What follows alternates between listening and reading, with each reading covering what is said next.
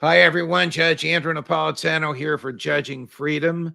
Today is Monday, March 6, 2023. It's about 4:30 in the afternoon here on the East Coast of the United States. Our guest today is Ray McGovern, a person whose work and life I have admired for many years, and it's a thrill for me to be with him and to interview him.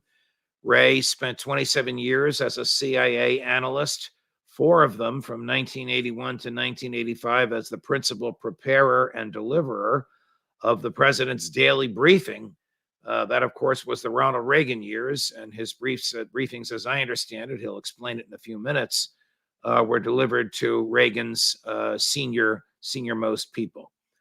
Ray's views are decidedly different from those of our other former career CIA analyst who spends time with us, Jack Devine, and those of us whose views are more aligned, those of you whose views are more aligned with mine than with Jack's, will enjoy the conversation that's coming. Ray, it's a pleasure. Thank you for your time. Thanks for joining us. Thanks for having me. So tell us a little bit about what happened in Ukraine in 2017 and the role, if any, that the CIA played in toppling the freely elected, relatively neutral government. Well, we were talking about the coup d'etat in Kiev. It was preceded 6 months earlier, most people forget this, by the halcyon day of U.S.-Russian relations. In a word, Putin pulled Obama's chestnuts out of the fire. Obama didn't want to make an open war on Syria. Putin made it unnecessary by getting the Syrians to destroy all their chemical weapons under UN supervision on a U.S. ship specifically outfitted for such destruction. And suffice it to say that Putin waxed eloquent in an op-ed in the New York Times on the 12th of September, 2013, about the growing trust, not only between him and the president, but between our two countries. He also said, I have one problem. This is one paragraph at the end. This business about being exceptional, on that I don't agree with President Obama. I think there are big countries, small countries, countries closer to democracy. But when the Lord looks down on all these countries, he sees them as all equal. Now, I was told at the time he penned that last paragraph himself. Confirmation came later. Now, why do I mention that? Well, that was 6 months before the other guys, the people who hate Russia and wanted to make sure that Russia was always our enemy, overturned the government in Kiev. It was the most blatant coup d'etat in the history of mankind because it was recorded 2.5 weeks before on YouTube, namely. Now, what do you mean it was recorded 2.5 weeks before on YouTube? On the 4th of February, 2014. So we're talking now 6 months after this cooperation between Russia and the U.S. And 6 months after Putin's op-ed in the New York Times. That's right. Yeah. So the 4th of February, YouTube ran an intercepted conversation between U.S. Assistant Secretary of State at the time, Victoria Nuland, and our ambassador in Kiev. Now, was this authentic? Well, sure as hell it was, because at one point, as the coup was being plotted and the coup leaders named and who would take over the government in Kiev, the ambassador, Jeffrey Pyatt, said, but Deputy Secretary of State Nuland, the EU is not going to like this. Nuland says, F, the last three. Right. The EU. Now, why do I say that's important? Because 3 days later, she apologized. She said, I didn't mean to say, I'm sorry. I lost my head. So she didn't apologize for the coup, but for the profanity. And so that, it's just another reason to accept this as valid. Even the BBC said it was valid. So long story short, that's when the current war between the U.S. and Russia started, that's when the U.S. violated big time its earlier promise not to move NATO 1 inch to the east. That's when they defied what Sergei Lavrov back in 2008 told our ambassador. Now, our ambassador happened to be William Burns. Okay, now he's head of who, the who CIA. today is the head of the CIA. So what did he say to Burns? He called him in on the 1st of February and he said, Mr. Burns, do you know what "niet" means? Burns goes, well, yeah, I think so. "Niet" means "niet." That's a red line. A red line. No Ukraine membership for NATO. 1st of February 2008. 3rd of April 2008. Declaration by NATO at the Bucharest summit. Ukraine and Georgia will become members of NATO, period, end quote. So why do I mention that? It's because Burns was a pretty honest ambassador. He even said to Condoleezza Rice, look, the Russians are really, really worried about this strategically. And, the Russians have a reason to worry about what happens right on their near abroad, on their border. So ambassadors don't usually do that when well, of course, he was given the back of the hand from Dick Cheney, who was running things then, Condoleezza Rice, and they went ahead with this thing. So what now? Well, now we have Bill Burns acting like the quintessential bureaucrat. Now he's forgotten all that. He's head of the CIA, and he says this invasion of Ukraine was unprovoked. Well, Well, he was there, as you say, when the coup was being plotted and was uncomfortable with it. Well, he may say that now. All I know about his feelings were what he reported factually, and to his credit, he reported it straight, saying, "Look, this is a red line for the Russians," and and they have reason to consider it a red line.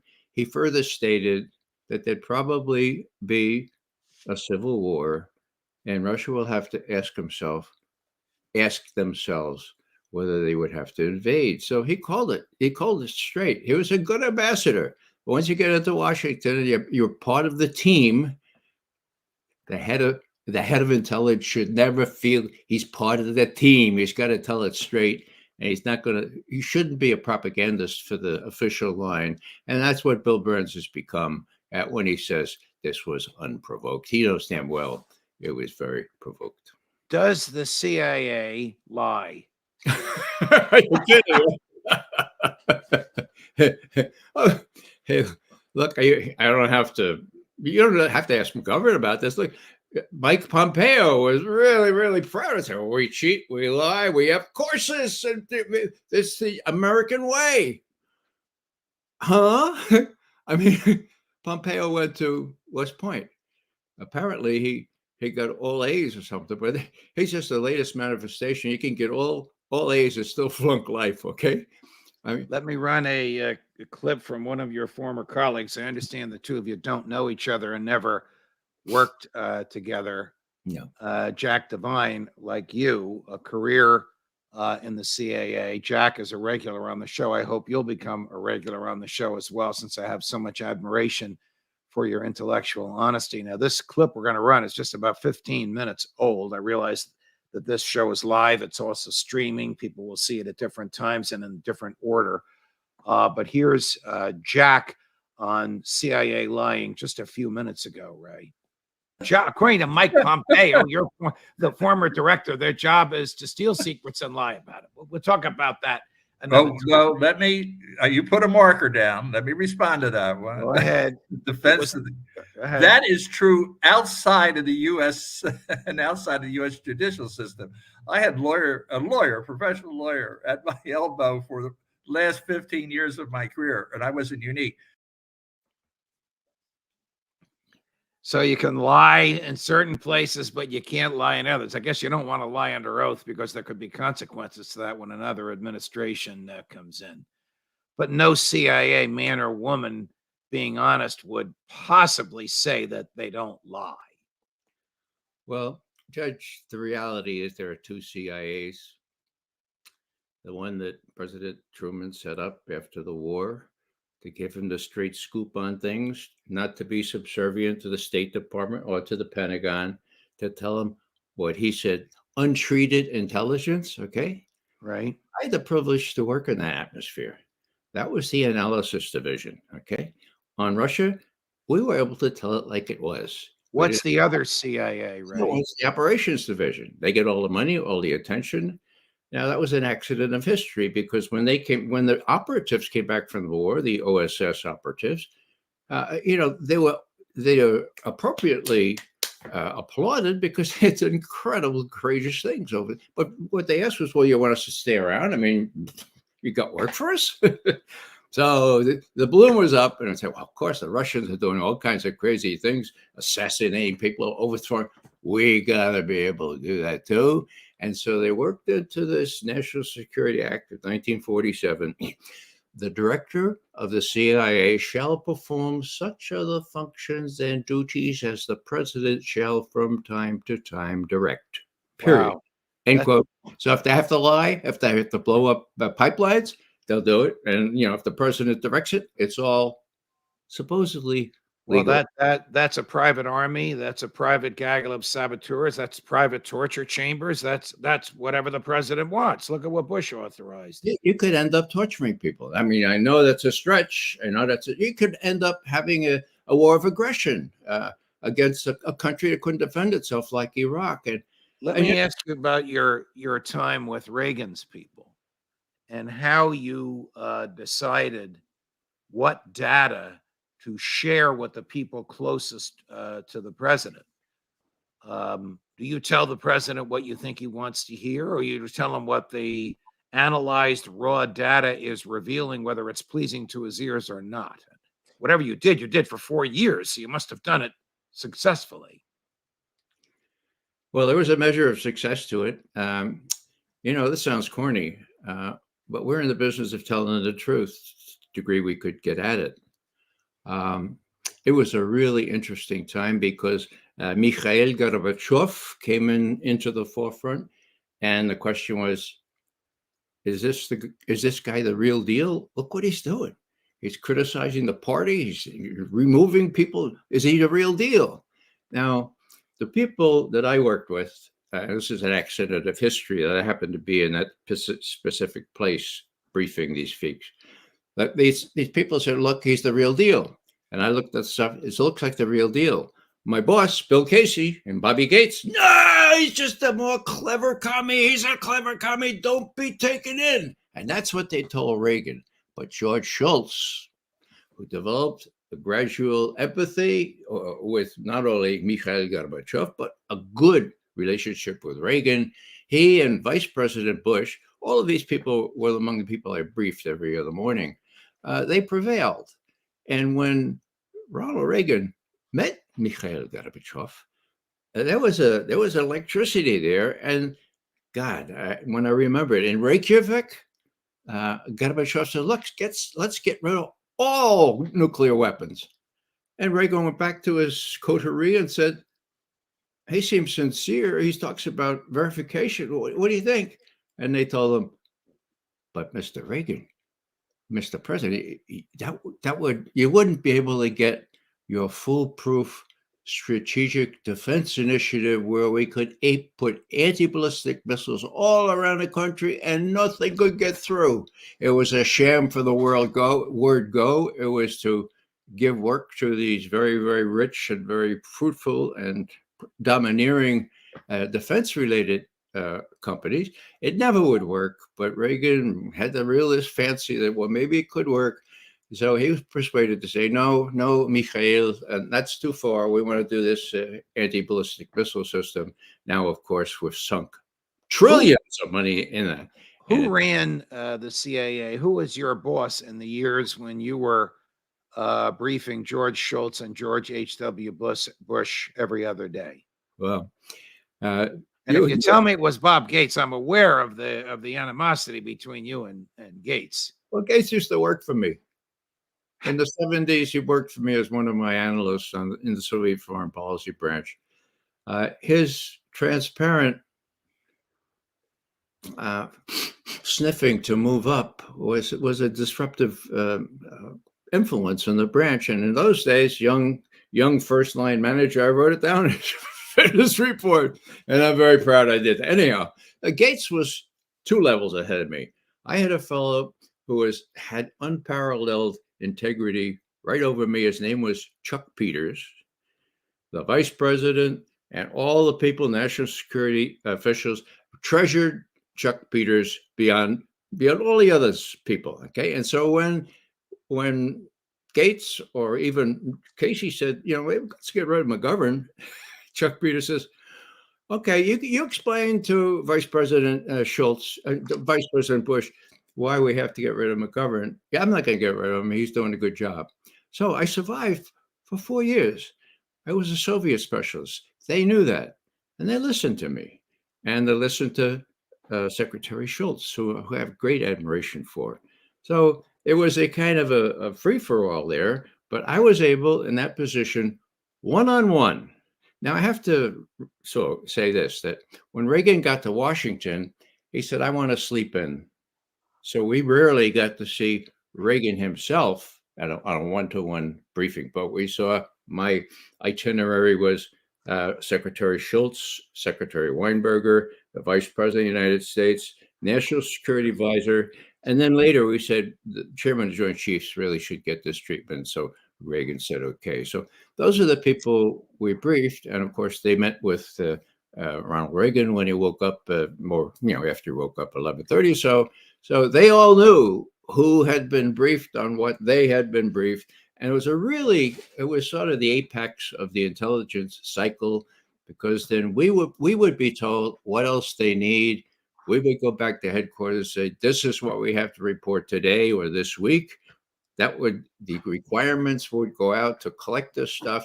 If it wasn't already collected, it would be prepared. And the next day or the next week, we would be able to be responsive to those. Let me ask you about today. Sure. Is it your view that President Biden receives truthful and accurate reports from CIA, or that there is spin in there designed to please him and reinforce his preconceived notions about the war in Ukraine? Chris, come on. He's being very poorly served. I mentioned Bill Burns, who knows, like few other people, how what Putin did was provoked. He knows why it was provoked. And here he's out there being a propagandist rather than advising the president, look, this is what happened. This is how Putin feels about it. Now, both Burns and his titular supervisor, April Haynes, have said, he said a month or so ago, it's going to be a pretty quiet winter. And in the spring, there'll be a counteroffensive by the Ukrainians. And we're not sure, but April Haynes, I'm really hopeful that the Ukrainians will win. Okay. Chairman of the Joint Chiefs of Staff says, Russia's lost, Russia's lost, Russia's lost. Well, my God, what universe are they coming from? What's going to happen, as Doug McGregor has said many times, the Russians are now mercilessly going forward, creeping forward, and when they get out of Mahmoud, that place there where they're kind of fighting over since the summer, they're going to go all the way to the Dnieper River.